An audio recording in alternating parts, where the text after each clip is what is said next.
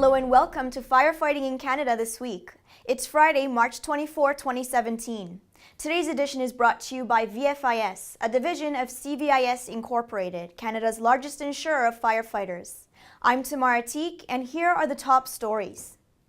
University of Alberta researchers receive a grant to examine effects of the Fort McMurray wildfire on firefighters' health. Sudbury's fire chief says the city needs to improve fire service. And the number of opioid overdose deaths in British Columbia has declined since December, but fatalities are still at epidemic levels. University of Alberta researchers have received a $500,000 grant to further study the impact of the Fort McMurray wildfire on firefighter health.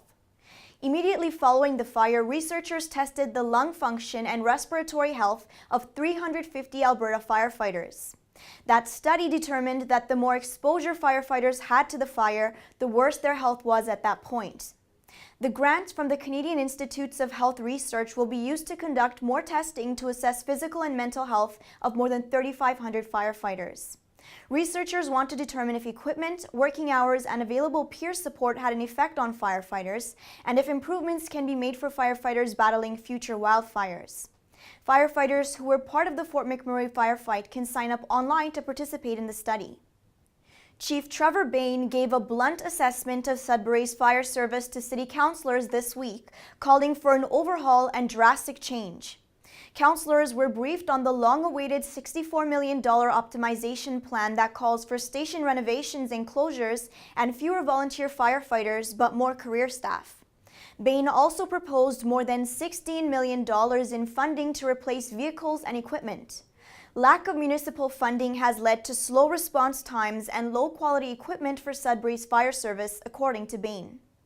102 people in British Columbia died of suspected fentanyl overdoses in February, slightly fewer than in January. According to new numbers from the BC Coroner's Service, there were 116 overdose deaths in January. There were a record 142 overdose-related deaths in December. However, BC's Chief Coroner Lisa Lapointe told CBC News overdose numbers are still at crisis levels.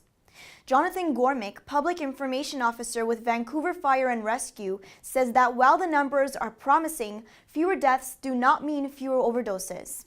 Well, hopefully it says that now that we're equipped with naloxone, we're doing a better job of helping the community when they're in this crisis. You know, anything that can decrease the number of deaths is obviously good, but we need to look at the bigger picture, and it's not just about preventing deaths, but it's about increasing the well-being of anyone who's caught in that kind of situation. Fentanyl overdoses have been a major challenge for BC firefighters for the past few years. While the report seems promising, emergency service workers will continue to respond to daily overdose calls. There have been 219 overdose deaths in British Columbia so far this year.